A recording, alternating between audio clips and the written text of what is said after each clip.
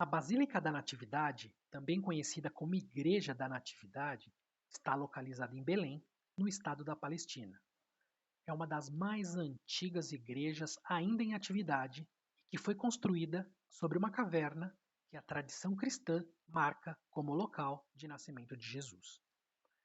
Em razão dos muçulmanos considerarem Jesus como sendo o segundo maior profeta islâmico, o local é considerado sagrado tanto para o cristianismo como para o islamismo e se tornou o segundo lugar mais visitado na Terra Santa, depois do Santo Sepulcro. Além de Jesus, o rei de Israel, Davi, também nasceu em Belém. Por isso há no Evangelho a expressão Jesus, filho de Davi. Sua construção data do ano de 326, quando teria sido ordenada por Santa Helena, mãe do imperador romano Constantino. Constantino foi quem oficializou o cristianismo como a religião do Império Romano.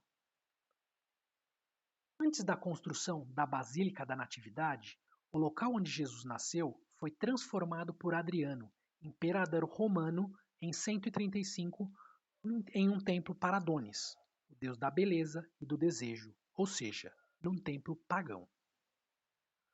O local abriga ainda um grande complexo formado pela Basílica, a Gruta da Natividade propriamente dita, a Basílica de Santa Catarina, a Igreja Armênia Ortodoxa, a Gruta do Leite, a Praça da Manjedoura, a Mesquita do Califa Omar, entre outras atrações.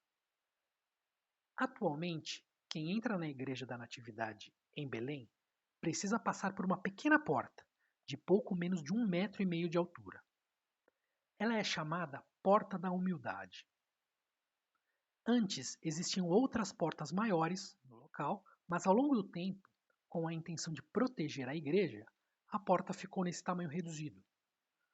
Por conta do tamanho da porta, para entrar no local, é preciso inclinar-se e nessa atitude é entendida como forma de respeito e de humildade para compreender o mistério de sua vida. É possível ver a olho nu o tamanho real da porta, antes da redução de tamanho. Dividem o espaço dentro da basílica com os franciscanos, os gregos e armênios ortodoxos, que tentam se organizar internamente e administrá-la, seguindo seus preceitos religiosos dentro do local. Apesar de terem horários distintos para suas orações, é comum encontrá-los circulando na basílica. Eu mesmo tive a oportunidade de vê-los por lá, tentando se entender e organizar, cada um ao seu modo, a visitação no local.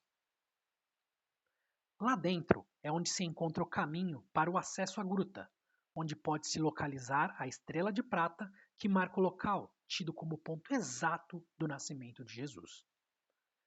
Este local foi cenário de muitas disputas entre as religiões, mas somente em 1853 houve um acordo sobre os horários e coisas a serem conservadas nesses lugares, sobretudo na gruta.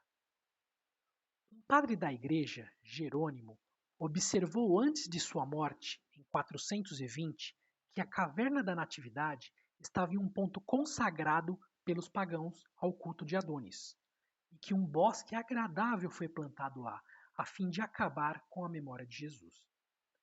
Embora alguns estudiosos modernos disputem este argumento e insistem que o culto a Adonis originou o santuário e que foram os cristãos que assumiram o controle, a associação do local com o nascimento de Jesus é atestada pelo apologista cristão Flávio Justino, que defendeu com convicção a verdade sobre Cristo e que era tão completa que ele teve sua morte como mártir no ano de 165, sendo decapitado.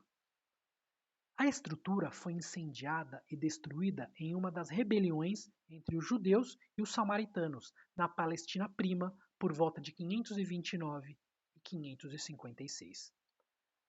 A basílica que existe atualmente é a que foi reconstruída pelo imperador romano Justiniano I.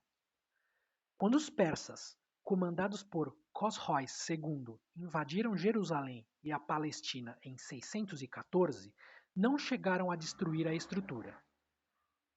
Segundo a lenda, Seu comandante foi movido pela representação no interior da igreja, um mosaico dos 3 reis magos vestindo roupas persas, e ordenou que o edifício fosse poupado da destruição. Os cruzados, no século XI, fizeram mais reparos e adições ao edifício, durante o reino de Jerusalém, com a permissão e ajuda dada pelo imperador bizantino e o primeiro rei de Jerusalém, que foi coroado na igreja.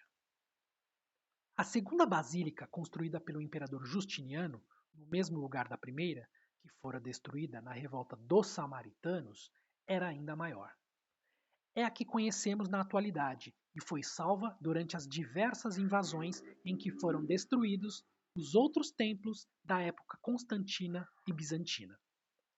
Ao longo dos anos, o composto foi ampliado e hoje abrange cerca de 12 mil metros quadrados. A igreja foi uma das causas diretas para a participação francesa na Guerra da Crimeia contra a Rússia. Em 2012, o local foi classificado pela Unesco como Patrimônio da Humanidade.